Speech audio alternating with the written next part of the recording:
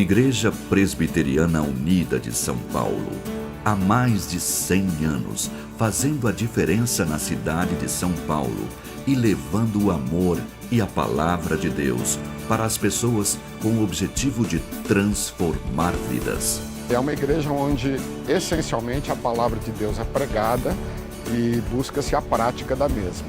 Venha para a Unida. Um espaço para fazer amigos, adquirir valores, formar famílias. Eu gosto porque praticamente todo dia da semana tem alguma atividade diferente para você fazer. Então dá para você vir aqui todos os dias da semana e ainda mais nos domingos que tem os cultos. Venha para a Unida. Com uma visão direcionada pela Palavra de Deus, a Unida investe em vários ministérios para homens, mulheres, casais, atividades específicas para crianças, adolescentes e jovens. Fazer discípulos é a nossa missão. Além dela ser uma igreja linda, ela é uma igreja acolhedora, uma igreja que sempre está de portas abertas para todos.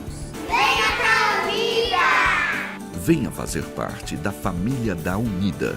Certamente, aqui você será muito abençoado. Queridos amigos, é com grande alegria que nós convidamos vocês para que estejam conosco aqui na Igreja Presbiteriana Unida de São Paulo. Uma igreja bíblica, unida e relevante, que prega o Evangelho de Cristo e onde você terá um encontro vivo e pessoal com o Senhor. Vem para a Unida, certamente você será muito abençoado.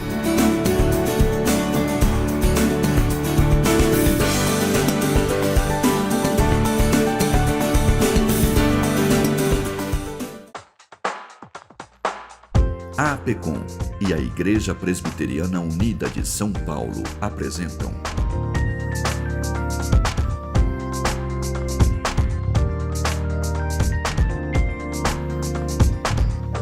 Cada Dia São Paulo. Agora eu convido a igreja que se coloque de pé, nós vamos ler Gênesis 12, de 1 a 3. Gênesis 12, de 1 a 3. Assim diz a santa palavra do Senhor. Leiamos todos juntos. Ora, disse o Senhor a Abrão: sai da tua terra, da tua parentela e da casa de teu pai, e vai para a terra que te mostrarei. De ti farei uma grande nação, e te abençoarei, e te engrandecerei o nome. Sê tu uma bênção. Abençoarei os que te abençoarem, e amaldiçoarei os que te amaldiçoarem. Em ti serão benditas todas as famílias da terra. O meu coração te ofereço, ó Senhor, pronta e sinceramente. Esse é o lema, amados irmãos, que está no brasão de João Calvino, em cujas mãos está um coração que está disposto a entregar-se totalmente ao Senhor. O meu coração te ofereço ao Senhor, pronta e sinceramente. Só pode adotar esse lema como lema de sua vida alguém que está disposto a deixar de viver para si, para verdadeiramente viver para a glória de Deus. Só pode oferecer o coração a Deus pronta e sinceramente aquele que tem consciência do chamado de Deus para a sua vida. Nesse texto, irmãos, nós encontramos o patriarca Abrão, sendo chamado por Deus, amados irmãos, para formar um povo por meio do qual viria o Messias para salvar os eleitos de todas as nações da terra. Deus tem um chamado maravilhoso a Abrão, e aqui ele se torna não somente o pai do povo judeu, mas ele se torna o pai da fé de todos aqueles que cremos em Jesus. E como eu fui convidado então para compartilhar essa devocional com os queridos, eu queria meditar olhando para a vida de Abrão, que deixou tudo para seguir o chamado de Deus, que nós aprendêssemos então sobre o chamado de Deus. E a primeira verdade que o texto diz a nós é o seguinte: que o chamado de Deus é um chamado à renúncia. O chamado de Deus é um chamado à renúncia. O Senhor disse a Abrão: sai da tua terra, da tua parentela e da casa de teu pai. Abrão é um homem rico, queridos irmãos e irmãs. Ele já é um homem que tem 75 anos de idade. Ele é filho de Arã, ele vivia em Ur dos Caldeus, e Deus então o chamou junto com seu pai para vir para a Síria, amados amigos e irmãos, para seguir ao Senhor. E quando seu pai morre, então ele segue o chamado de Deus. Abraão é um homem muito rico, dentro de um tempo ele já terá 300 homens servos que moram em sua casa. E ele então cresce em Ur dos Caldeus, que era uma cidade cosmopolita do mundo antigo, era uma cidade próspera, era a cidade onde estava a grande Babilônia. E Deus o chama para peregrinar, amados irmãos e irmãs, naquela região da Palestina, uma região que era uma região pobre e que não se comparava à região a qual ele vivia. E o Senhor diz para ele: sai da tua terra, da tua parentela, da casa de teu pai. Imagine se o Senhor, ele fez isso com esses formandos, mas diz a você: eu quero que você abra mão de tudo que é precioso para você. Saia da sua terra. Não baste a sua terra, a sua parentela, os seus amigos, os seus parentes, aqueles com os quais você cresceu. Mas mais do que isso, saia da casa de teu pai. Você precisa renunciar tudo para me seguir e fazer a minha vontade. Esses missionários que estão aqui já renunciaram muita coisa, mas o que eles não podem esquecer é que a renúncia foi só o começo. Toda vida no chamado é uma vida de renúncia. Se nós queremos de fato ser uma grande bênção nas mãos de Deus, nós precisamos renunciar todos os dias da nossa vida, para que vivamos para a glória do Senhor e não para a nossa própria glória. Eu me lembro da frase do grande mártir da Igreja do Senhor Jesus, Jim Elliot, que dizia: não é tolo aquele que abre mão daquilo que não pode reter, para poder ganhar aquilo que não vai poder perder. Queridos missionários, vocês não fazem missões para vocês. Vocês não fazem missões para deixar o nome de vocês escrito na história. Vocês fazem missões para glorificar a Deus e exaltar o Cordeiro que deu sua vida na cruz por nós, para chamar para o Cordeiro aqueles pelos quais Ele morreu. Que vocês tenham a consciência que o nome de Cristo tem que crescer, e que a cada dia vocês renunciem a si mesmos para viver para a glória e honra do nome de Jesus. Um personagem da história da igreja que eu admiro muito é o grande avivalista George Whitefield. Ele foi um dos homens que foi reconhecido como um dos maiores pregadores da história da igreja. Num tempo em que a Inglaterra vivia em crise, Deus o levantou com seus amigos, irmãos Wesley, e eles começaram a pregar, e centenas e milhares de pessoas começaram a se converter. George Whitefield pregava na praça, irmãos, para 10, 20, 30 mil, 40 mil pessoas. Um historiador disse que ele foi usado para unificar as 13 colônias inglesas na América do Norte. Benjamin Franklin, da nota de $100, o admirava. David Hume, que não era cristão e era o pai do deísmo, corria para ouvi-lo pregar. Ele foi um dos pregadores mais ungidos, mais diretos, que pregava o evangelho com muita clareza. E quando ele foi para os Estados Unidos, John Wesley, que não tinha a mesma teologia que nós temos, assumiu a liderança do avivamento. E quando George Whitefield estava para voltar, John Wesley mandou publicar num jornal na cidade de Londres, dizendo que Whitefield era um dos maiores pregadores da história da igreja, mas ele cria numa doutrina de demônios, que era a doutrina da predestinação. E George Whitefield escreveu uma carta para ele dizendo da América: meu bom amigo, não entremos em controvérsia, nós não podemos dividir o evangelho. Mas a situação já estava feita, amado amigo e irmão. Quando Whitefield voltou para Londres, ele, que era o grande pregador, foi apedrejado por algumas pessoas, outros jogaram tomate nele, e de repente os discípulos dele olharam para ele e disseram o seguinte: mestre, tu és um dos maiores pregadores da história da igreja, tu não podes aceitar que este homem tome a liderança da missão e a liderança do avivamento. Levanta-te e confronta esse homem.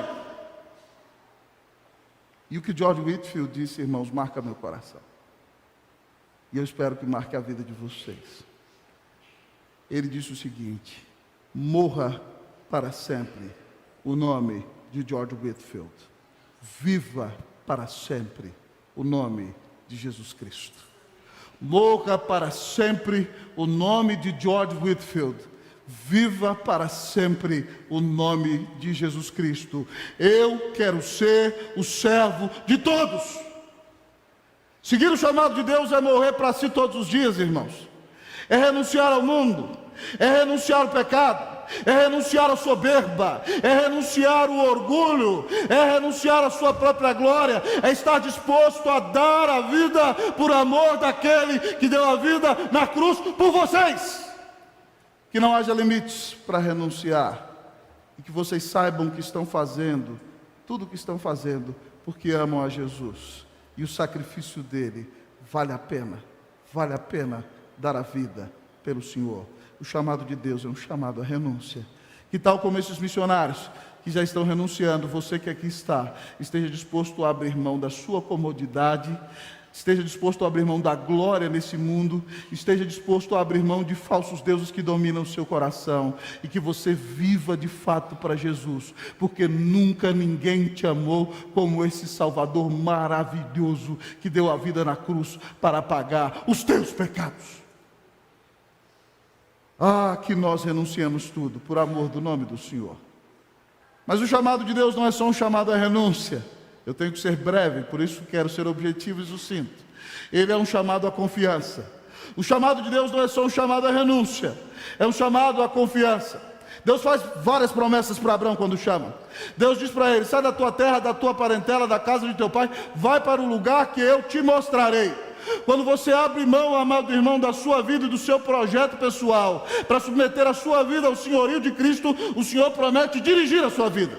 Mas Deus também promete mais a Abraão. Ele promete que não só vai conduzi-lo, mas Deus diz a ele que faria dele uma grande nação. E Deus cumpriu essa promessa. Não só uma nação, mas mais de uma nação nasceram de Abraão. Deus disse: eu te abençoarei, eu te engrandecerei o nome. Ele chama Abraão, Deus muda o nome dele para Abraão. Abraão é pai exaltado, Abraão é pai de uma grande multidão. E Deus cumpriu a sua promessa. Mas Deus diz mais a ele, queridos irmãos e irmãs. Deus diz a ele: eu vou abençoar quem abençoar você, e vou amaldiçoar quem te amaldiçoar. Em ti serão benditas todas as famílias da terra. Essas promessas foram cumpridas na vida de Abraão. Quem tentou fazer mal a Abraão e tomar sua esposa foi amaldiçoado, mas quem abençoou Abraão, amado irmão, foi abençoado. Mas a grande promessa que Deus faz a Abraão aqui é a seguinte: que ele mandaria o Salvador do mundo na casa de Abraão. Ele diz aqui o seguinte: em ti serão benditas todas as famílias da terra. Amados irmãos e irmãs, nós temos que confiar que Deus cuida de nós. Paulo diz em Romanos 8,32: aquele que não poupou o seu próprio filho, antes por todos nós o entregou, não nos dará graciosamente com ele todas as coisas? Se Deus já deu Jesus por você, ouça bem, missionário, haverá momentos difíceis, haverá momentos de crise, haverá dia em que parece que ninguém te escuta, mas Deus continua cuidando de você. Ele tem promessas maravilhosas para você. Ele já prometeu que se você cresce, te salvaria e te salvou. Mas Ele diz que estará com você todos os dias até a consumação dos séculos. Ele diz que todas as coisas, exatamente todas, cooperarão para o seu bem, porque você ama a Deus. Ele diz que tudo o que acontecer com você vai ser o melhor, porque a vontade de Deus para a sua vida é boa, perfeita e agradável. Ele diz que vai te sustentar. Davi diz: fui jovem, agora sou velho, nunca vi o justo desamparado, nem sua descendência mendigar o pão. Lá em Lucas 18, querido, o Senhor Jesus diz que todo aquele que deixar pai, mãe, filho, filha, irmão, irmã, por causa do Senhor Jesus, vai receber muito mais família nessa terra, e ainda vai receber bênçãos no porvir, na glória. Tudo que o Senhor promete para vocês, Ele vai cumprir, mas vocês precisam confiar no Senhor. Ninguém faz missão sem confiar no Senhor. A missão é de Deus. Vocês aprenderam que ela é a Missio Dei. Então vocês têm que entender que Deus é quem sustenta vocês na missão. Deus pode usar o pastor, Deus pode usar a igreja, Deus pode usar o irmão, mas em última instância quem sustenta vocês é o Senhor. E Ele diz a vocês: nunca te deixarei, jamais te abandonarei. Ele vai cuidar de vocês até o fim. Ele vos carregará no colo, nunca vos deixará, jamais vos abandonará. Deus sustenta os seus. Há um grande servo de Deus da história da igreja, George Miller, eu admiro muito. Pastor amado que resolveu não pastorear a igreja, mas cuidar dos órfãos da Inglaterra em Bristol. E ele resolveu fazer isso sem pedir um centavo para ninguém. E Deus usou para abrir um orfanato para meninos e para meninas, e mais de 1000 crianças foram sustentadas por George Miller sem que ele pedisse um centavo sequer a alguém em algum momento de sua vida. Houve um dia no orfanato de George Miller em que as crianças não tinham o que comer no café da manhã. E ele então levantou as crianças às 5 da manhã e fez a oração e as devoções normais, e as crianças sentaram-se na mesa no início da manhã às 7 para orarem pelo café da manhã que o Senhor iria mandar. E ele disse: crianças, vamos orar, porque o Senhor vai mandar o café da manhã. E eles abaixaram a cabeça e oraram e creram. E quando ele terminou de orar, bateram na porta do orfanato. E um homem se chegou a ele e disse: o senhor é George Miller? Ele disse: sou. Aqui é o seu orfanato? É. Eu queria pedir desculpa ao senhor, mas eu sou um entregador de pães e de leite de uma padaria importante da Inglaterra, e quando eu estava por aqui, o meu caminhão quebrou, o motor fundiu, e se eu não der esse pão e esse leite para alguém, esse pão e esse leite vão perder. O senhor aceitaria o pão e o leite? E ele diz: crianças, vamos agradecer, porque o café da manhã já chegou. Louvado seja o Senhor, irmãos. Deus cuida de nós. Há dias em que Deus provará a fé de vocês. Há dias no campo em que as coisas não são fáceis. Eu mesmo já fui pastor missionário no Chile. O reverendo Sérgio Paulo nos visitou quando lá estávamos. E um dia, pastoreando uma igreja rica de Las Condes, com 4 pastores auxiliares, Deus deu um despertar no nosso ministério enquanto nós ali estávamos, pela graça dele, mas houve um problema financeiro. E houve um problema financeiro e nós pagávamos todo mundo. E o pastor então, que recebia no dia 20, depois foi para o dia 25, depois no outro mês no dia 10, no dia 15 houve um dia que não recebeu. E teve um dia que não recebeu, irmãos, que lá naquele apartamento eu falei: Senhor, não tirei Cleuzinha de casa para ela passar fome, Senhor. Mas eu gostei dessa conversa de George Miller, de que eu não ia pedir dinheiro para ninguém. E quando eu saí do seminário, eu fiz esse compromisso com Deus. Eu não vou pedir dinheiro para ninguém nunca. Então, Senhor, eu estou triste, porque não tenho o que comer aqui hoje. Mas tudo bem, está nas tuas mãos, agora é com o Senhor. E quando nós lá estávamos, queridos, de repente me liga um jovem da igreja, o Christopher, me dizendo: pastor, eu estou passando aí para tomar café da manhã com o senhor.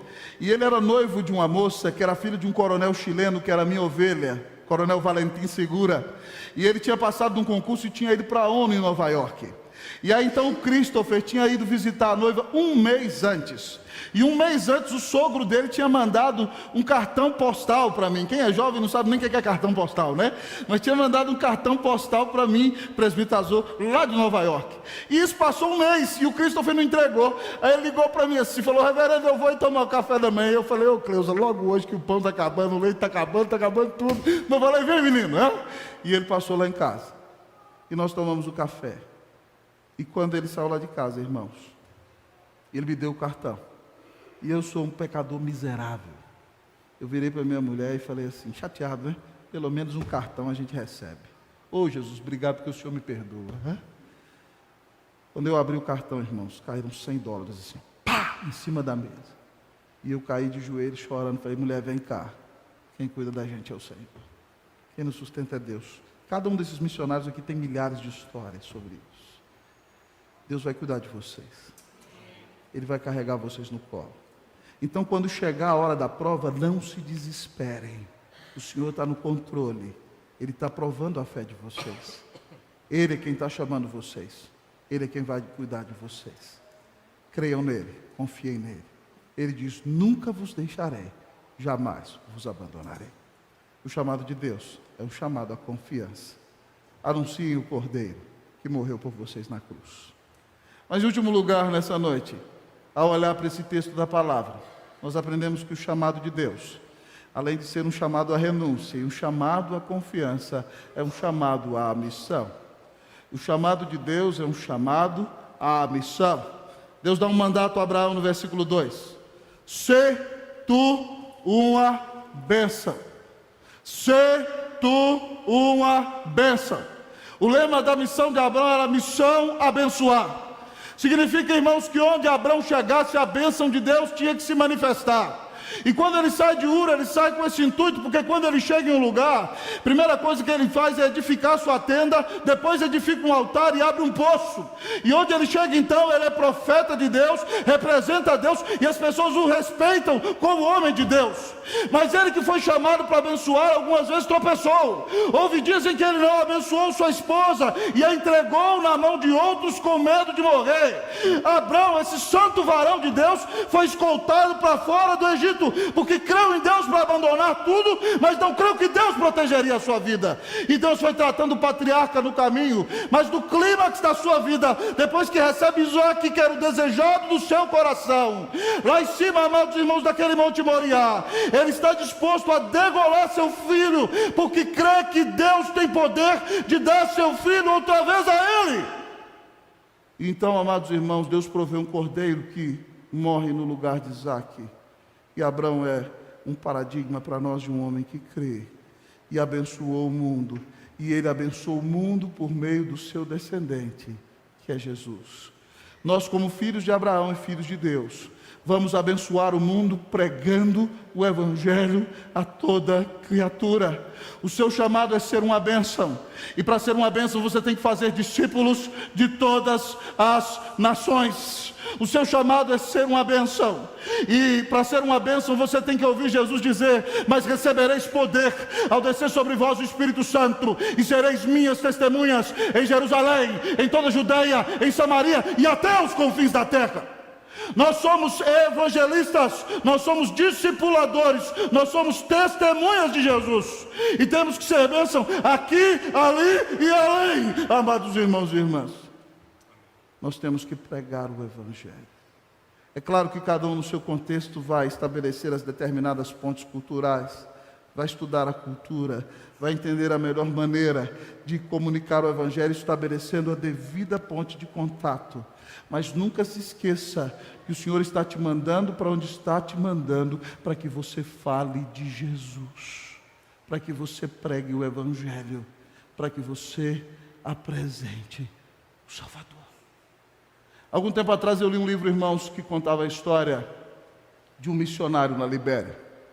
Missionário americano que chegou com todo aparato, vindo do primeiro mundo, abriu uma clínica, abriu uma igreja, e todo o pessoal da Libéria ia na clínica dele e era atendido, mas não iam à igreja. Ele não conseguia estabelecer o contato. E ele levou seus filhos e ficou ali 5, 10 anos, e o filho do missionário cresceu na Libéria. E um dia, quando o missionário estava atendendo na clínica, o seu filho sentiu uma dor profunda no coração. E de um mal súbito, o pai tentou ajudar o menino, e o menino veio a falecer. E naquele dia, então, o pai, quebrantado, tomou o seu filho e o levou para o lugar na tribo onde o menino era sepultado. E aquele missionário que era gelado, impávido, frio, as pessoas nunca o viam sorrir, nem chorar. De repente, então, ele atravessa a tribo com seus filhos nos braços, chorando e dizendo: Senhor, tem compaixão de nós. Tu nos deste o filho, tu o tomaste, bendito seja o teu nome, mas consola o nosso coração. E quando o missionário sepulta aquele filho e volta para a tribo chorando, então os nativos olharam e disseram: ele é como um de nós, ele também tem coração. E naquela noite o missionário marcou um culto, e a igreja estava cheia, e ele pôde fazer alusão que da mesma maneira que ele tinha perdido um filho, e o filho dele era pecador, Deus tinha um filho santo, que morreu para pagar os pecados dos filhos de todos aqueles daquela tribo. E todos aqueles então que crescem em Jesus seriam salvos. E naquele dia, irmãos, dezenas de pessoas creram em Jesus naquela tribo. Deus vai providenciar a hora certa de pregar o Evangelho. Mas não se esqueça que você foi chamado para ser uma bênção. E você só será uma bênção quando você anunciar o Evangelho. O chamado de Deus, como vimos, é um chamado à renúncia, é um chamado à confiança, é um chamado a abençoar, é um chamado à missão. Irmãos, nós só podemos cumprir esse chamado quando nós olhamos para o maior dos missionários. A Bíblia diz que Deus amou ao mundo de tal maneira que deu o seu Filho unigênito, para que todo aquele que nele crê não pereça, mas tenha vida eterna. Ele renunciou à glória. Ele renunciou a tudo que tinha na glória, para se humilhar e se fazer um de nós.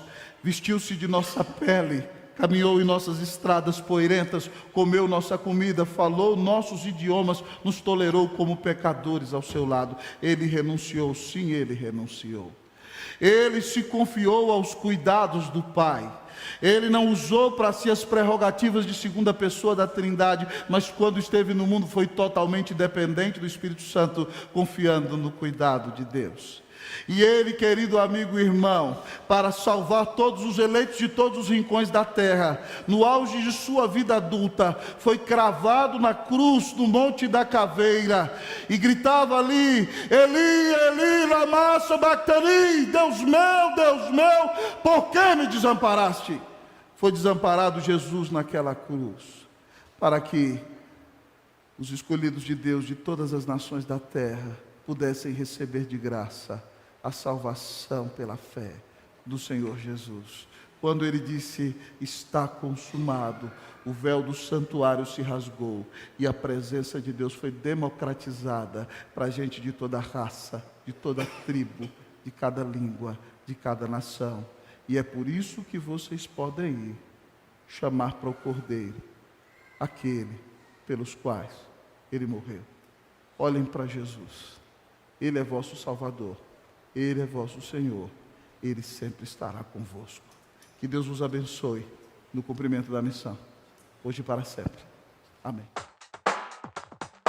Cada dia São Paulo, uma realização da APECOM e da Igreja Presbiteriana Unida de São Paulo.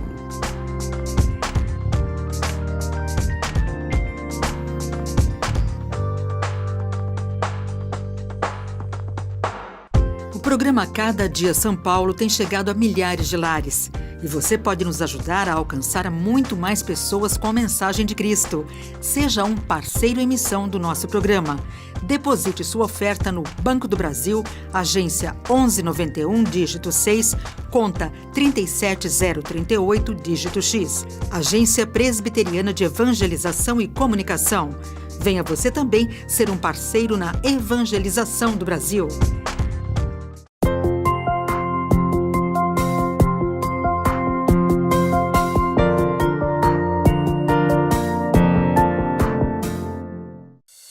A Igreja Presbiteriana do Brasil é fruto de uma ação missionária da Igreja Norte-Americana que enviou o jovem pastor Ashbel Green Simonton ao nosso país em 1859, com o profundo desejo no coração de apresentar o Evangelho da graça de Jesus aos brasileiros.